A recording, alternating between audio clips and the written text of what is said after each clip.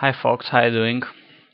Today, 22nd of November 2013, will be remembered for decades as today chess world will come a new world champion. You'd better remember what you are doing today, as it seems a new era in chess is starting. So Magnus Carlsen is the new world chess champion. Today he drew the 10th game, and there is no need for more games, as Anand has now no chances to catch up in the score. Really astonishing day today. Most people were expecting it to happen, but even though there is lots of excitement here in the game, as it was not that short and dull as many were predicting. A quite interesting endgame arose, as we will see. So let us see how Magnus became the new world champion. The last game of this world championship match in Chennai. Today Carlsen had white pieces, and he goes e4 like in the previous one. And finally Anand goes for the c5 for the Sicilian, trying to fight. He's in a desperate situation. Knight f3, d6, probably trying to go for the knight off. But Carlsen goes for one of his smallest pet lines, this bishop b5 Moscow Sicilian, more or less quiet and peaceful line. Here it is possible to block in absolutely any way, so nothing really that crazy going on. It is also possible to put the bishop on d7, but here Vishy decides to go on d7 with the knight. d4 takes, and now the queen takes, as there is no knight on b6 to threaten and harass the queen from d4. a6 takes. Interestingly enough, this same line had been used between these two exact players. Anand Carlsen with white and Anand with black had played this exact line of the Sicilian this year in the, I think it was in the Norwegian GM tournament a couple of months ago. So here white takes the opportunity to play c4, kind of a Marosi bind. In these Sicilian lines, in these positional lines, black is trying to play somehow kind of d5 or b5 to just unchain his pawns, his pieces, to get some space. And these Marosi lines are trying just to get a bind, as it says, over the position, get a strong positional advantage for long-term edge, and just not let black have any space or easy development. So knight f6, normal moves here, bishop g5, e6, knight c3. Now taking here wouldn't be that great, because even though white can double these black's pawns, black is controlling lots of central squares here. His pawns are really strong in the center. He will have this open file for the rook, and he has the bishop pair. And this is maybe a matter of tastes, but black could be even slightly better here, because even though he has this not that great pawn structure, 3-pawn islands, but his bishop pair, the open file, and strong pawns in the center are compensating that. So wisely, Magnus develops a piece, knight c3, bishop e7, short castle, and bishop c6. The bishop is now situated on a very nice square, controlling the big diagonal. Now queen d3, probably with the idea to put the knight here and just centralize it, and try to maybe harass this or exchange this his own knight for the bishop. As you can see, black has the bishop pair, which could at some point give him some edge. So here castle and knight d4, as we saw.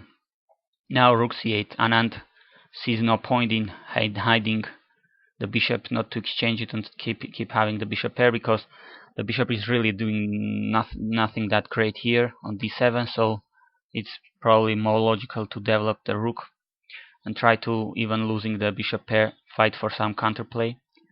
b3, Magnus is playing very typical of his style, very positional, very slow, but very solid. He doesn't have to risk. He's leading in the match by 2 full points, and he just needs a draw today to become the new world champion, so he's not going to risk anything. Queen c7.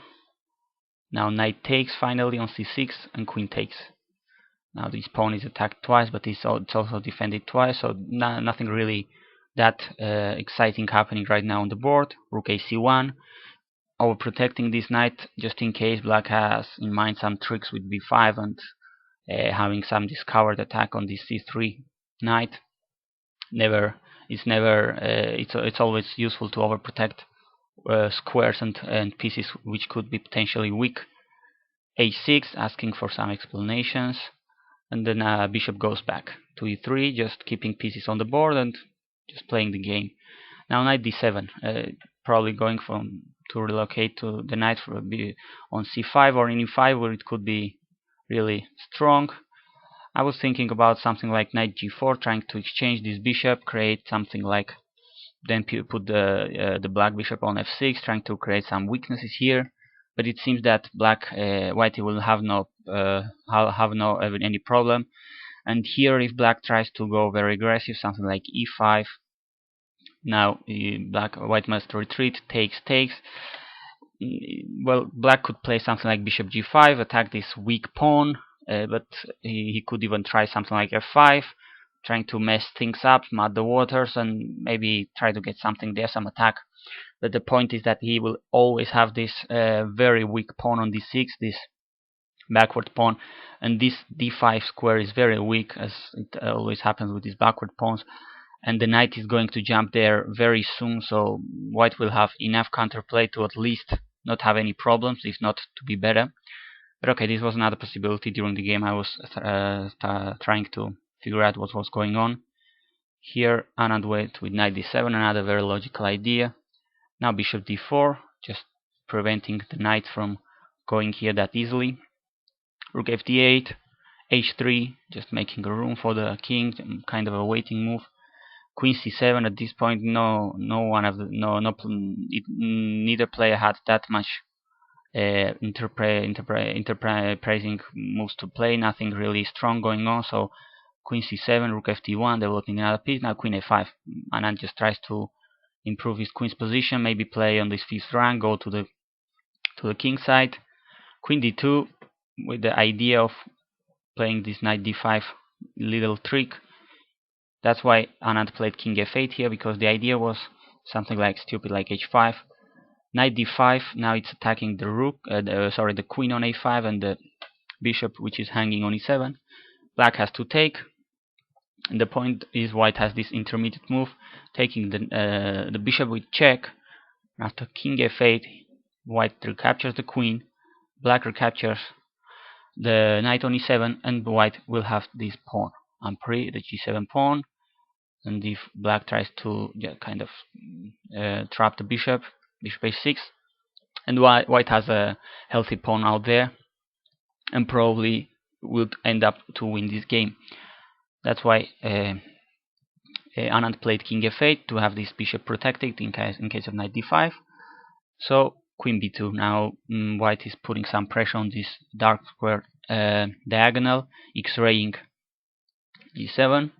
King goes back to g8, now a4, strengthening his position, making even more difficult to play this liberating b5 move, which is one of the two moves black is trying to play here in this typically in these positions, kind of b5 or d5 to liberate his position. Now queen h5, going with the queen to the king side, trying to create something, some activity. Knight e2, interesting, controlling interesting squares here on the king side to maybe challenge the black queen. Bishop f6, and here, well, if white takes on f6, now this pawn would be under attack, so probably something like f3, and it seems black's position is more easy to play than a couple of moves ago, because d5 is now a possibility if well prepared. So this knight is well placed. This knight doesn't seem to be that great, but okay, this was another possibility, not that bad for white either. But instead, Magnus went with this knight c3, rook c3, sorry, with ideas of bringing the rook to the king side or either double rooks on the d file. Now bishop takes, rook takes. Obviously, white is not going to have this rook for free. So rook takes, queen e5, just putting the queen in a very aggressive square, attacking the rook, x-raying here on the diagonal. So queen d2, just defending everything, getting out of the pin or the diagonal, the skew or whatever. Knight f6, attacking, putting some pressure on this e4 pawn, and just rook e3, solving the pressure there.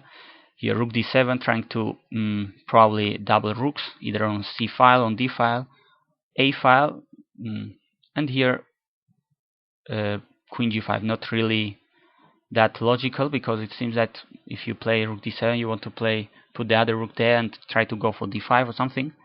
In fact, Gens do not like queen g5 at all, because it seems white is having a nice edge here with the move e5. Now it's attacking both the pawn and the knight on f6.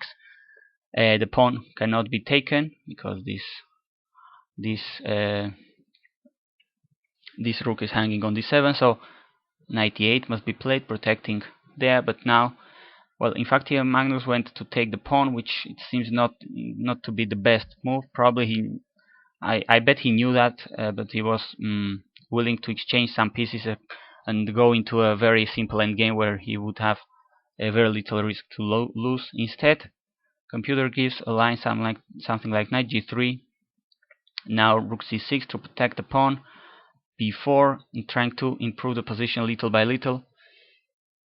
And even though black gets a passed pawn there, now white's going to have some initiative on the king side, attacking the g7 pawn, something like this. And it seems white is doing very fine here, having lots of pressure here.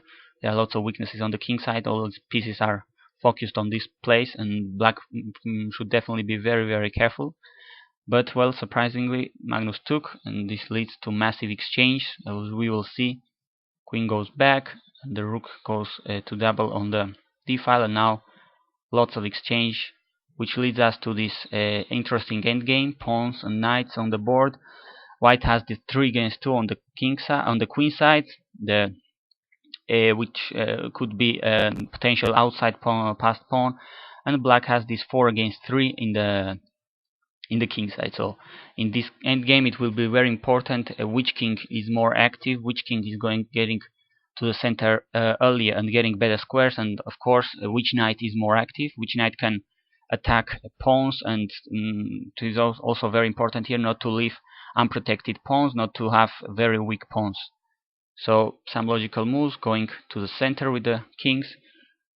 At this point it is clear that, well, more or less should be clear that white is slightly better because he has more space. His king is much better than this one, the black one, and, well, he has this a5 pawn, which is very far advanced compared with these other pawns on 7th, on the second round for black. So white must be slightly better here, even though it doesn't seem that easy to win this. But okay, Magnus just keeps playing knight c3 to prevent black from going to this important e4 square. Now knight f5, in case, well, if hadn't white played that kind of say g3, black position would be probably a little bit better here that in the game, because his knight is getting active, and well, although it doesn't seem that easy, but it seems he has improved his king's position, and the knight is kind of more active here, attacking some pawns. So knight c3 and knight f5. Here knight a4, really lots of moves here, and knight a3, just attacking the pawn on g2, g3, and here f5, very committing move. It's controlling very important squares on e4, g4, but it's leaving this pawn on e6 very weak, and this square is also now very weak. If the white knight gets here, it will be very, very strong. So after a long think here, really he took kind of maybe half an hour or even more. Carlsen played here the knight to d6 with the idea, fairly simple idea of forking the black king and take the pawn on g7 for free. There were a couple of possibilities here. Probably knight d2 was very logical, or either going to f2 and to try to go to e5 via f3 in this case. There was another possibility, but really not that great. It seems that attacking the knight right away, it seems that there are lots of exchange here, because black will take here first, and if white doesn't want to exchange knights, he will be losing a pawn. There are lots of exchange here, and it doesn't seem that white is that great here. Very complicated because that black has now two passed pawns here. White could probably take these two pawns as well, but you know, for sure Magnus didn't want to risk that much, didn't want these complicated sharp positions. He went for more straightforward lines.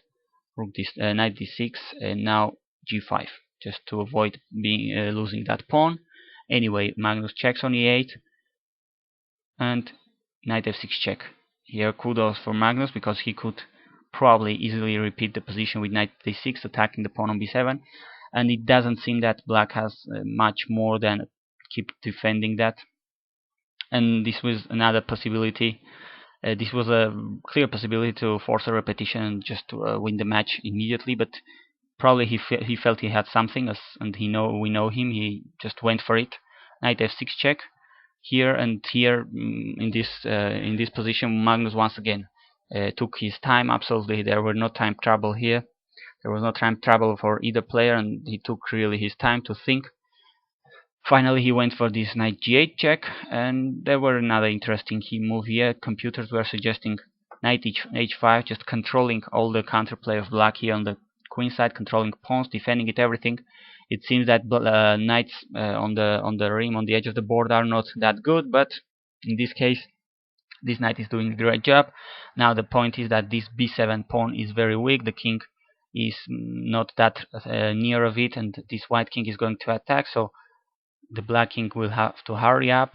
And after this, the knight goes back and attacks this pawn, which cannot be defended yet. So g4 takes. Now white shouldn't take it, because after knight f5, his own pawn on g3 is very weak, cannot be defended, and this pawn will be very fast. So instead, something like king c5, and it seems white's position is much better. He has decent chances of winning this. But okay, instead, sure, Magnus saw all this, but not sure why he rejected it. But okay, he went for more, for other lines. He went to check on g8, and after this, he went for what seems more exciting way. He practically forces the sack of the knight after taking on h6, because take on f4, and now there is no square for the white knight to escape, so he has to sacrifice on f5. Now black has a knight, and white has a couple of pawns for it, but the point is that white king is very well situated to take these queenside pawns of black and promote his own. So here some more or less forcing moves were played. Black has to queen his pawn, this f pawn, otherwise he is lost, so he goes for the white pawns, takes, taking on a, and now white plays and black plays knight e6 to keep his pawn advancing. Now king b6, important. Not the c5, c5 is not possible because it's hanging so far, so it's the a pawn in this case, which is going to be promoted.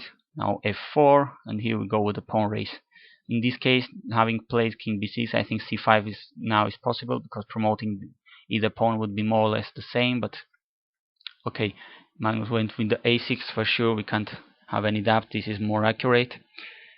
And here we got a couple of queens. At this point, it's interesting game. Although the computers were agreeing this is more or less roughly equal, no way for either player to progress, because they're always there. Both of them will have lots of resources to check the enemy's king lots of times. But here white has 3 pawns for the black knight, so well, at least it is a very interesting way to end the World Championship match. Here the white queen goes to d5, attacking the knight. Now queen e1, probably could have taken on h3 even to keep defending the knight, but okay, Anand went to e1. Now queen d6 to avoid this check, probably on b4. Queen e3 check, and now check with the knight on c5.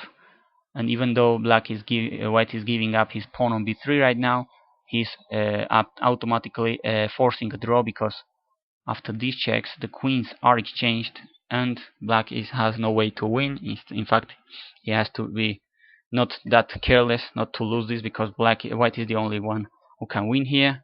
But anyway, of course, this is a dead draw, and after these moves the players agree the draw.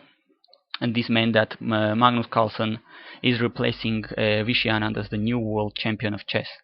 A really very exciting day, a very exciting World Championship match. First games are quite dull, but then we had some really thrilling games. I still keep saying that yesterday's, the previous game of this, the ninth, was the most exciting game we had, with Anand having lots of attack, lots of possibility. But okay, finally he lost the World Championship title. He is now a former world champion and will be participating in the candidates tournaments next year in Russia, I think, Khanty-Mansisk. And world salutes the new world champion, the absolute highest rated player right now and even in the history, Magnus Carlsen. So let us see what happens in future years. Just congratulate him and say thank you everybody for following this World Championship match on my channel on my YouTube videos. And once again, thanks for watching.